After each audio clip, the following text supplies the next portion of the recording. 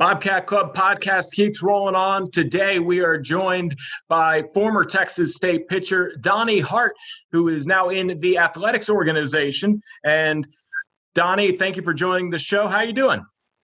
Thank you. Thank you for having me. I'm doing all right. A little bored, going a little stir crazy at this point now. It wasn't too bad at the beginning, but here we are a month into this break from baseball, and season's supposed to be started. So it's interesting. I know that for sure. We can kind of start there. You had spring training, and now you're just kind of trying to stay in shape for, we would assume baseball might be the first one to start up because it seems like in the news circuits they've been the most active. So what have you just been doing to try and make sure your timing is still okay?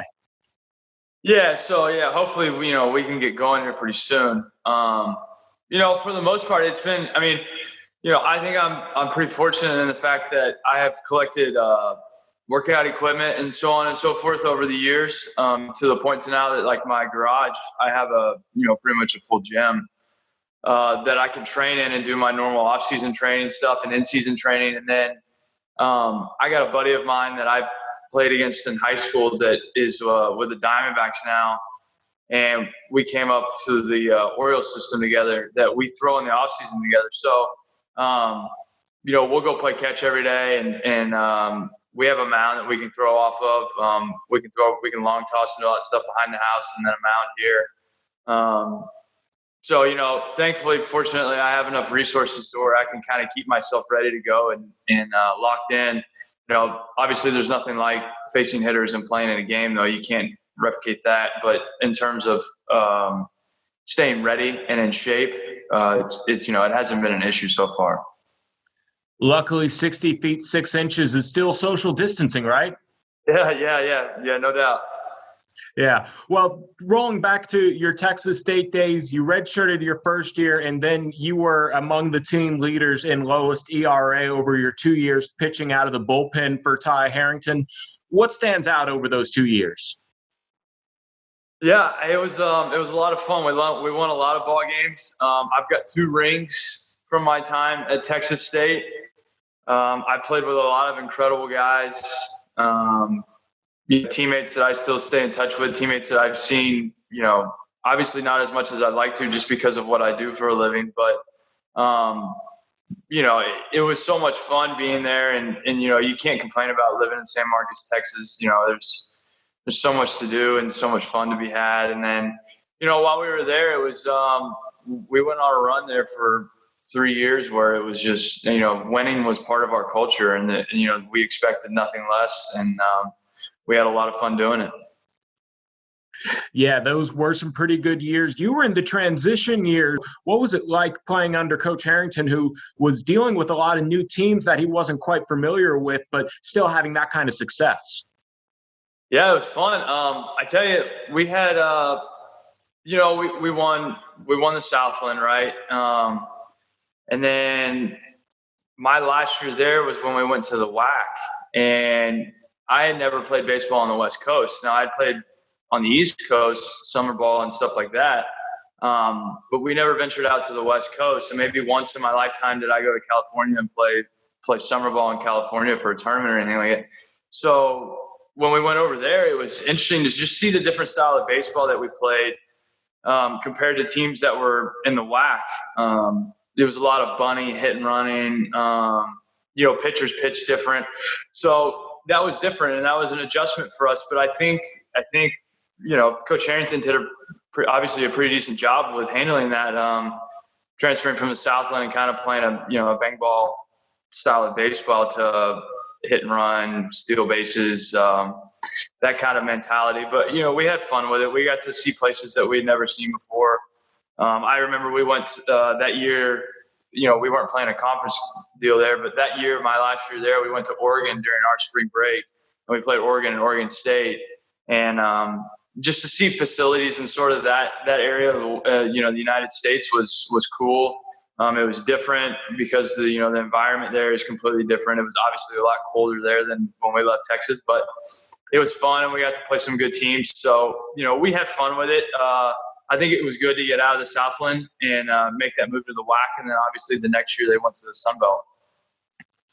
Yeah, and we could maybe even talk about that for a long time. Just that transition period was pretty crazy with all that conference realignment that happened around 2010. But we'll take it back to just the more fun times. What stands out? Some favorite coaches and teammates that you had here at Texas State. Who do you remember the most? Yeah, so right now there's that poll going on Twitter right now, and Fekoch and I just found ourselves in the Final Four.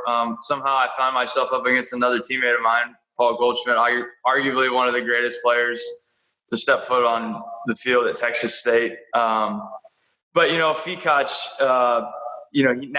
he represents me. Once he got out of coaching, he wanted to get into this line of work, and our paths just happened to cross at a certain point in my career. And so now we partner up together, and he represents me on the business side of baseball. And then, we get to spend quite a bit of time now with each other off of being a player coach kind of deal.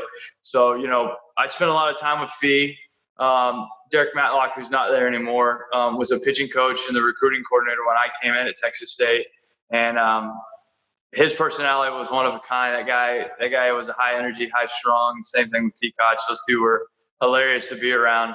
And then, she's not there anymore, but Felicia Brock, she was the strength coach when I was at Texas State. And I know there was a lot of guys that were kind of skeptical of how it would work out, but I tell you what, she was one of the best strength coaches I've ever had. She had an innate ability to push guys and kind of push our buttons a little bit. And I think to see someone working as hard as that and her line of work motivated us as a team to do it even more. And I had a great time. I had Andrew Lacombe was a teammate of mine. He went to Texas State for a few years. Him and I grew up together when I lived in Grapevine. We were childhood friends and played Little League ball together, select ball together growing up until I moved to Houston. So that was really cool to kind of be able to go to college and play baseball with him. And we were roommates for 2 years. And then Andrew Stump obviously was my roommate my freshman year. He went to Katy High School. We played high school summer ball together and spent many of hours and many of days with each other. And that was a ton of fun. I thoroughly enjoyed my time with Stumpy. Still talk to him today. Matter of fact, we were just talking the other day. He's him and his wife just started their own real estate firm. I don't know if a firm is the correct word, but they're doing real estate both. They both teamed up to do it both, and he's in the San Antonio area now. And we were talking about that. My whole family's from San Antonio, and we did some college projects together that drove us to a theater in San Antonio, oddly enough. And he took his daughter there the other day and sent me a photo of it. And we had a pretty good laugh about it because neither one of us wanted to be there when we were in college, but now he's back there with his daughter. So it was pretty cool. That is awesome, man. We, again, have a lot of time to talk about it on the field, and that could probably go on a long time if I asked you to expand upon those relationships. But off the field, you were a criminal justice major. Any influencers that you remember from your in the classroom days as a Bobcat? Yeah, so I had a professor, and I can't remember his name now. But this guy, he was a criminal statistics professor. And I remember when I had to take the class, I thought criminal statistics. I'm like, I don't know that I'm going to be very good at this. And I got in there and I took it and I went up to him, and it was an in-season class. So classes during the season were always they were difficult. And I was one of the few guys that was in the criminal justice school. So there weren't many athletes that I could go to study hall with and do work with and communicate with and so on and so forth. So a lot of times I never had classes with teammates or other athletes. So I went up to this guy and I was talking to him and I explained to him, I'm like, hey man, I know this is an 8 a.m. class and it's on Tuesdays, Thursdays, and we play on Tuesdays. And I'm probably going to miss a few classes here and there just because of baseball and travel. And so if you can just bear with me. And he said, well, I tell you what, he goes, I spend a lot of time over there by your study hall. I'll meet you there on Wednesdays and Fridays. And I'm like, Fridays. I'm like, I don't have class on Friday. I'm like, and so somehow or another, he convinced me to, and at that point I was a junior in college. So I didn't, study hall wasn't required. But at that point, that was the first time a professor ever kind of reached out and was willing to, outside of the classroom, help me with that. And it was one of the funner classes that I had, and memories of some of the classes that I took as a criminal justice major. But I had an internship my last year at Texas State when I got drafted, and I started the internship at the end of the season. I was going to do it during the summer. And then I told the guys, I said, "Hey, man, there might be an outside chance that I get drafted." And they thought it was the coolest thing in the world. Well, this internship is through Texas State, and the department is it's called ALERT. It's Advanced Law Enforcement Rapid Response Training. So there's 2 R's in it. It's the national standard for active shooter and response training. So it came about because of Columbine. And so the federal government funds it along with the state of Texas, and they bring in SWAT units and local police departments and state SWAT units. Essentially, they bring them in and they train them on how to respond to these. And the facility's not far off from Texas State. It's over by the airport, just on the other side of Jerry Jalcorp. And so I would go over there in the mornings and I would do that. And I think that was the coolest thing in the world, that I got the opportunity to work with these trainers and work with these, these elite SWAT members. These guys have tons of years of training, and they go in and they do they're a part of these crazy scenarios. And, I got to experience something that probably most people that ever work in the criminal justice field probably will never get to experience. And that was really, really cool. And I got drafted. And thankfully, when I got drafted, I explained to them what was going to happen, and that I wasn't going to be back until, at the end of the next semester. And so they said, if you come back, we'll honor your internship. That way you can graduate, because I had to have the internship as part of my degree.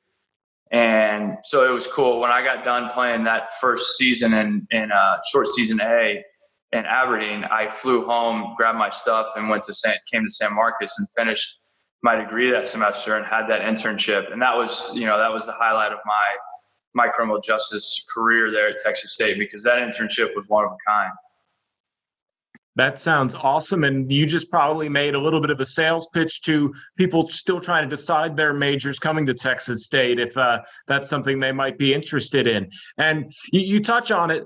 How important was it to not only come back to Texas State for your degree, but any chances you get maybe when you have an opportunity later on after your degree? Yeah, no, it's awesome. So this past off season was the first time I was actually able to come to the alumni game since I have been in pro ball, because just the way our seasons have lined up, the week I leave to go to spring training every year is the week that they're able to do the alumni game. So I was never able to come. I always wanted to go and be a part of it. I remember when I was a player there, and we had an alumni game at one point, and I thought it was the coolest thing ever, because you had former players there that played at Texas State, that some were still playing professionally, some weren't, but it was just cool to kind of see that camaraderie. And I know from guys that I had talked to in the past that were able to go, they just always talked about how much fun it was. And so, this offseason was the first time I got to go back. It was really, really cool. And it was cool to see how much they've done to the field, in terms of the stadium and the field surface, and the little stuff outside of it, like the bullpens and the cages and stuff like that. It's cool. San Marcos is always going to hold a place near and dear to my heart. My fiance absolutely loves the hill country. So I live in Houston right now. I'm not far from where my parents are and where I went to high school. And I was showing my fiance the, New Braunfels, San Marcos area and stuff like that. And she absolutely fell in love with it. So I think at some point in a few years, I think I might find myself a lot closer to San Marcos, and I'll be able to come and hang out a lot more often and spend time there and reminisce. Yeah, San Marcos. It's hard to get away from this town. I was in school roughly the same time as you. I started in 2010, and it's been few and far between my breaks from this town. So it's hard to get away from San Marcos unless you have to. But hey, we appreciate your time, Donnie. Thanks for visiting with us. Stay healthy, and hopefully we'll see you back on the mound sooner than later. Yeah, absolutely. Thank you guys for having me. I appreciate it.